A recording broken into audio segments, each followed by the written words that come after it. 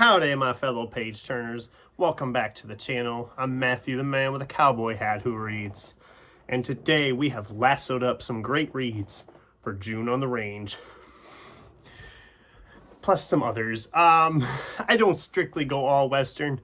I have a handful of Western here, or Western-esque titles that I'm hoping to read here in June. We've got 10 books that I'm hoping to. We're going to talk about them all today. It's the June on the range, TBR. We'll dive in first with the reread that we're planning, because we've been rereading the Dan Brown, Robert Langdon novels. We're up to the last of the three I was going to reread, because this is the last one I have. And the one I remember the least of the three, The Lost Symbol. It's also the thickest book on this TBR at over 600 pages. I remember liking this, but it's been a long time, so I'm going to see if I still like this as much as I like those first two. If not, it's probably going to go. I'm trying to curate my collection to more stuff I really enjoy and love, and so this one might not be hanging around. We'll see what happens when we get to it. All right, let's talk some Westerns. We got a pile of Westerns here. We have William W. Johnstone's The Frontier Overland Company. I read my first book by these guys last year, and I thought it was okay. So let's go back into them. There's so many books by the Johnstones, and this one's only just over 300 pages, it looks like. 307. That won't be so bad.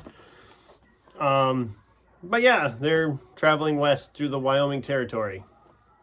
Sounds fun, right? We have Ralph Compton's The Border Empire. This is the first, I believe, in a trilogy. I've read some Ralph Compton in the past, but it's been a long time. He is, as far as I'm concerned, one of the best Western writers out there, or at least in my experience of reading Westerns. So I'm excited to dive into this one. It sounds like this guy's a gunfighter, gets killed by a gang, and his son goes after them. So, revenge in the West, of course. This one isn't really a Western entirely, but it's set during Prohibition and has like moonshine runners. This is Elmore Leonard's The Moonshine War, and the main reason I kept it for June on the range is because Elmore Leonard has written some really great Westerns, and this feels kind of similar in tone to that, so this one should be a fun one. I've been wanting to read this one for a while. 220 pages. It's a very old edition of this book, but we'll see. This should be a fun one.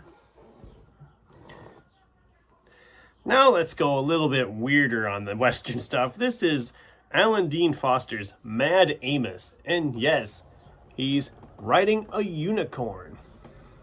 And there's a pterodactyl flying, or is that a dragon? My mistake, that is a dragon. Yeah,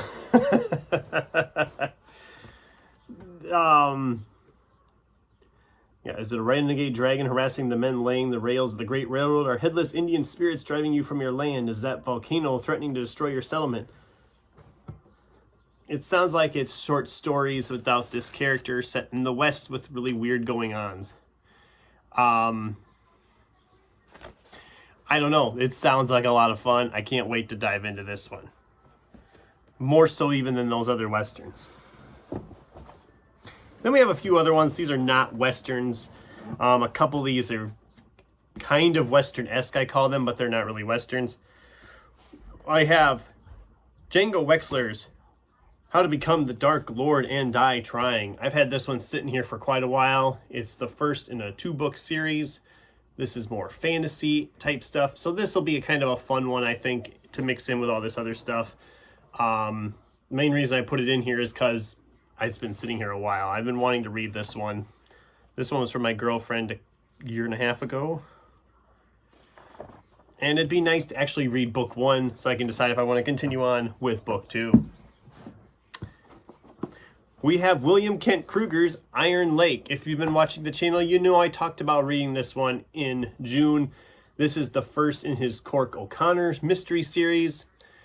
I really enjoyed my last William Kent Kruger novel, and I'm very excited to dive into this first in the series and to see if I like the series as much as I liked the standalone. So this will be a fun one too.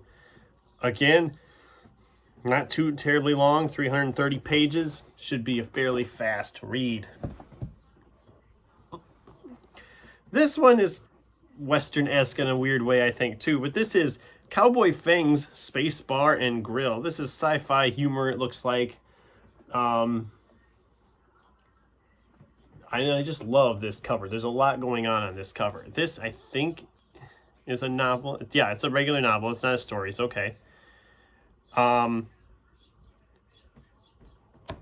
I am very interested in reading this one. That cover is awesome, for one thing. But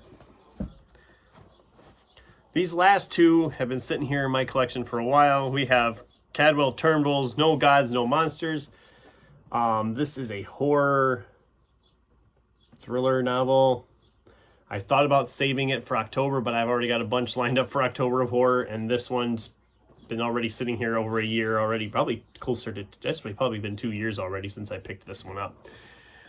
So I wanted to get to this one and see if I like this. It sounded really good when I first heard about it. And then an Angry Robot novel, another fantasy. This is Jeanette, I'm not going to even try to pronounce that last name. How do you pronounce the last name? It's just NG. But this is Under the Pendulum Sun. And look at that cover. That cover is gorgeous. Let's see here. Catherine Hellstone's missionary brother Leon has disappeared while bringing the Gospels to the Dark Continent. Not Africa, but Arcadia, legendary land of the magical Fae. Desperate for news of him, she makes the perilous journey to that extraordinary land. But once there, she finds herself alone and isolated in the sinister house of Gethsemane. At last there comes news. Her beloved brother is writing to be reunited with her, but the Queen of the Fae and her insane court are hard on his heels. I don't know. It sounds good. I'm hoping it's as good as it sounds. It's longer than it looks, too. It's like 400 pages. And it doesn't look like it's that thick, but it is. So yeah, there you go, guys. We have ourselves a TBR. I'll try to get the money shot, because people like the money shots, but here we go. Boom. Got a nice little stack of books to read here. I'm excited to dive into almost all of these, and who knows, there might be some other ones that get added in because it is June on the Range. I might find some other Western-esque titles to pick up. We'll see. But anyway, that's the TBR. I'd love to hear from you guys. What did you think? Do any of these books sound fun to you?